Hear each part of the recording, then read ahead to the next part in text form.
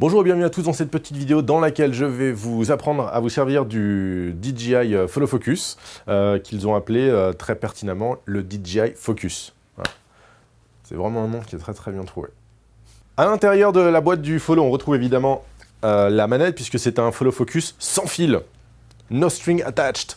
On retrouve également une petite trappe juste en dessous, dans laquelle vient se cacher normalement le moteur. Nous, le moteur, on l'a déjà enlevé pour le mettre sur notre Ronin. On a également un jeu de bague cranté, on a 3 disques de marquage, une sangle, des câbles pour pouvoir alimenter le moteur en d'étape. Donc la télécommande est plutôt bien foutue, elle a une bonne prise en main, on retrouve ici derrière un pas de vis ainsi qu'une rosette, ce qui peut vous permettre de l'accrocher sur des tiges. Vous pouvez également le tenir à la main si vous voulez. Moi, je vais me le mettre hop, sur cette petite tête, sur ce pied, afin que vous ayez une meilleure visibilité des menus. La télécommande est dotée d'une prise pour une antenne, ça tombe bien, et ça c'est vraiment bien foutu, parce qu'ils nous ont pourvu d'antennes. Il y en a 2 qui sont ici, donc vous en avez une en spare, donc toujours mettre l'antenne avant d'allumer la télécommande. Et le bouton on-off se trouve ici sur le dessus. Je vais appuyer, et la télécommande va s'allumer. C'est extraordinaire.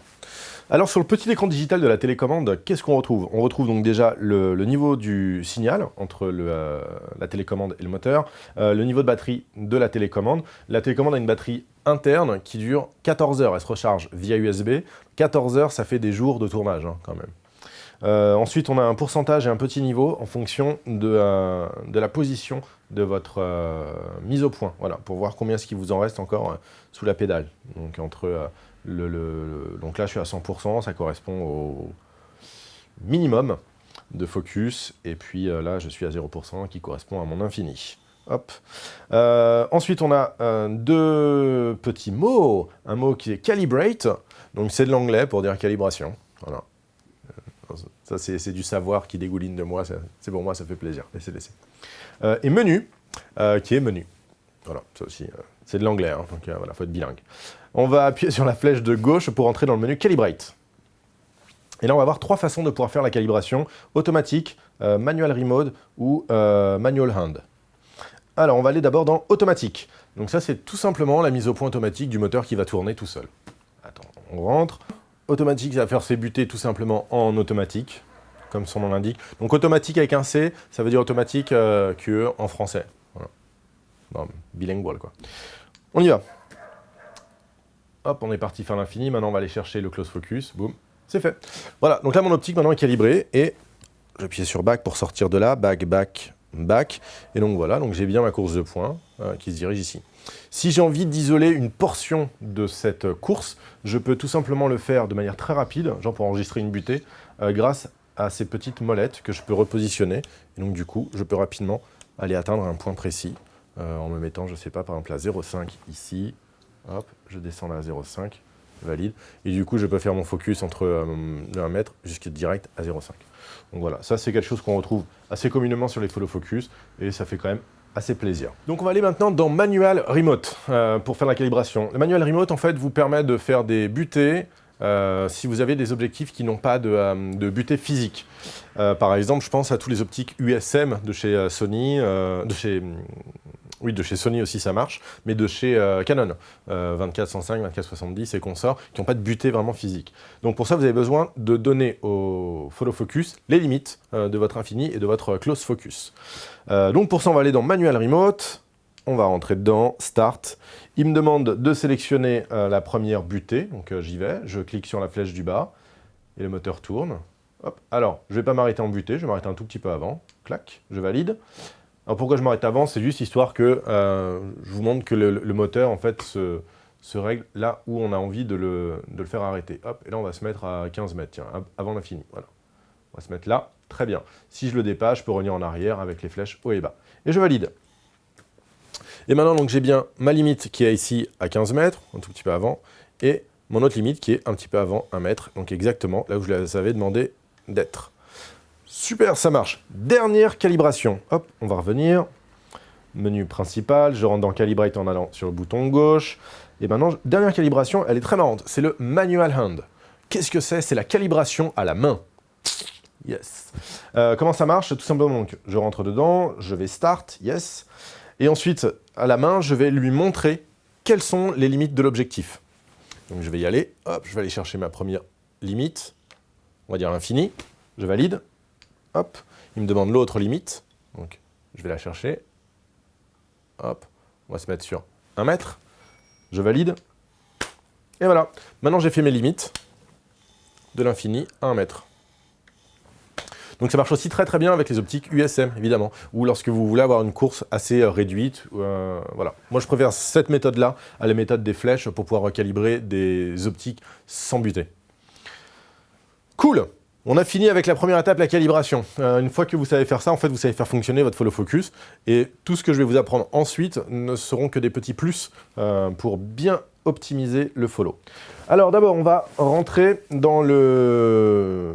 Tiens, avant dans le menu, on va aller faire d'abord les petits boutons ABCD. Les boutons ABCD, ce sont des boutons de mémorisation de focus, des focus points mémorisés.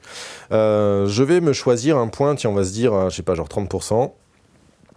Si je reste appuyé 3 secondes sur le A, j'ai un petit A ici qui apparaît, qui me dit que j'ai un point clé qui a été enregistré sur ce bouton-là. Je vais me mettre ensuite à 50, je vais faire la même chose pour le B. Hop, j'ai le B qui est apparu, je peux faire la même chose pour le C.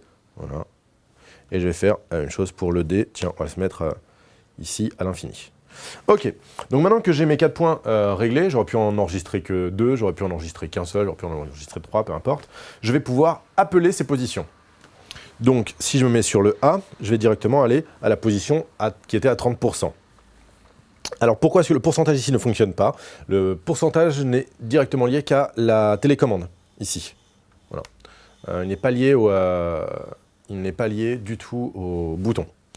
Si j'appuie sur le B, je vais aller chercher ma position en B, en C, position, hop, en C, en D, position en D, je peux revenir à A, je peux revenir à C, je peux aller à A, je peux aller à D, je peux aller à B, je peux aller... Bon voilà. La vitesse entre chacune de ces positions est paramétrable et on va aller le faire.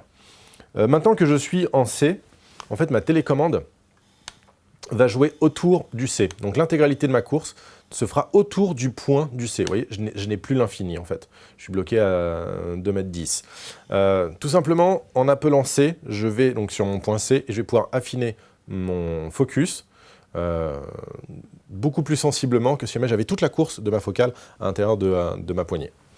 Pour sortir de ce mode-là, simplement, je rappuie sur C, donc le C n'est plus surligné, et mon moteur s'est à nouveau accordé avec la position de ma manette. Voilà. Alors, maintenant que vous savez ça, vous savez tout. Si je veux effacer une image clé, je peux rester appuyé sur A, à nouveau 3 secondes, et elle s'efface. Voilà. Si je veux la remettre, hop, je la remets, et c'est parti mon kiwi. Tout simplement. Allons maintenant dans le menu, donc pour ça, flèche de droite, menu, moteur paramètres, calibration torque. Donc en fait, la calibration torque, hop, c'est la puissance que vous voulez donner au moteur lors de la calibration automatique et la calibration remote. Si vous avez une optique qui est très dure, vous voulez avoir un torque qui est très dur. Si vous avez une optique qui est plutôt fragile avec une mise au point souple, privilégiez plutôt dans ces cas-là un torque normal ou minimum, de manière à ne pas endommager votre optique. Alors le run torque, donc torque c'est la puissance des moteurs, et run c'est courir. Donc à quelle vitesse de course, de puissance court votre moteur? Et en fait c'est presque ça. Le run torque, en fait, donc c'est lorsque vous utilisez le moteur, que vous faites en fait votre point, quelle puissance vous voulez donner au moteur. Est-ce que vous voulez qu'il soit fort? Donc c'est exactement pareil que pour le calibration torque. Est-ce que vous voulez qu'il soit costaud ou est-ce que vous voulez qu'il soit un petit peu plus faible? On utilisera des torques un peu plus faibles sur des optiques ou des montures qui sont un petit peu fragilisées, pour lesquelles on n'a pas envie de tout arracher. Voilà, on va pas se mettre au max, on va se mettre en normal. Speed, donc ça c'est la vitesse du moteur. Ça met quelques secondes à rentrer en application. Voilà, ça y est, là, il est passé. Voilà, donc là je suis en slow, c'est très lent. Et si je me mets en fast, j'attends quelques secondes que ça rentre en considération. Et là du coup, le moteur est beaucoup plus rapide. On va le laisser en fast. Ouais, quoi que non, allez, on se met en médium aussi. L'accélération, donc ça c'est l'accélération et la décélération. Voilà, si vous voulez avoir changement de point qui est rapide et qui s'arrête brutalement ou qui s'arrête un petit peu plus smoothie. Alors ensuite, on a le rack speed. Le rack speed, c'est en pourcentage la vitesse à laquelle, entre laquelle on passe des points A, B, C ou D. Elle est proportionnelle à la vitesse, à la puissance du moteur. Ensuite, on a la direction, si vous voulez que l'infini soit par là ou que l'infini soit plutôt par là. Et ensuite, des fautes pour tout remettre, des faux settings. Voilà, je crois qu'on a tout vu. Moteur paramétrage, après on a settings, about, moteur paramétrage, settings, voilà, power off, connecter des nouveaux moteurs, faire des points, des LED control. Bon, tout ça, c'est pas vraiment utile. Quoique, peut-être si juste le endpoint. Voilà, le endpoint, en fait, peut déterminer à l'intérieur de cette course, ici, peut déterminer une partie de la course de votre manette. Voilà, si vous voulez en fait avoir l'intégralité de la course de votre optique uniquement entre ça et ça, pour avoir l'intégralité de la course, vous pouvez en setant vos endpoints. Voilà, si vous trouvez que en fait, tourner l'intégralité de la commande, c'est beaucoup trop pour vous, voilà, vous pouvez faire ça. Et on va revenir. Voilà, c'est un petit peu tout ce qu'il y a à savoir sur le Follow Focus. Il intègre un récepteur qui est directement dans le moteur, donc il n'y a pas besoin d'avoir une box ou un camine en plus posé quelque part. En dessous ici, on a une prise LEMO 6 en série pour pouvoir brancher plus tard un deuxième moteur. Donc, actuellement sur la télécommande, on peut ne gérer qu'une voie, mais peut-être que par la suite on pourra en gérer plusieurs. Voilà, ça s'alimente en d'étapes directement sous la nacelle. On voit qu'on a une configuration ici sur un Ronin qui est très propre, très clean. On voit que ça a vraiment été pensé pour ce type d'utilisation. Le moteur est très silencieux. On peut écouter le bruit.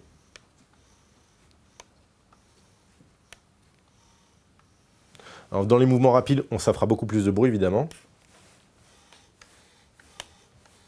Mais la majeure partie du bruit que là on entend vient plutôt des frottements de l'optique sur la carrosserie. Voilà. Moi, c'est un Follow Focus que j'aime bien, qui est vraiment bien construit, qui est très agréable à utiliser, très très simple, très intuitif en fait. Ils ont même pensé donc à une petite... hop, je vais desserrer ça et ça. À une petite vis ici au centre pour gérer la résistance de la molette, pour avoir plus ou moins de résistance lorsqu'on tourne la molette. Voilà, c'est plein de petits trucs qui sont assez sympas. Autre petit point du Follow Focus qui est vraiment pas mal, c'est la précision du moteur. Le moteur a une précision, avec la télécommande, de 0,002 degrés. C'est les données de DJI, mais à l'utilisation, on voit que à peine on touche la poignée, que ça nous fait tourner le moteur. C'est vraiment très précis, c'est très réactif aussi. Et très précis, ça tient bien les marques, en tout cas de nous, ce qu'on a pu observer. Les marques sont assez précises, même après plusieurs allers-retours. Sympa. Un petit bémol toutefois, c'est lorsque vous perdez le power de votre moteur. Voilà, là je n'ai plus de power, le moteur n'est plus alimenté. Je vais le rallumer. Eh bien, vous perdez vos butées. Voilà, et vous êtes obligé de refaire votre calibration. Voilà. C'est le seul petit bémol pour moi à ce Follow Focus, qui, hormis ça, je trouve, est vraiment une petite perle. J'espère vous avoir expliqué comme il faut tout ce qu'il y a à savoir sur le Follow Focus de DJI, et je vous dis à très bientôt dans une prochaine vidéo sur Puzzle Vidéo, bien sûr.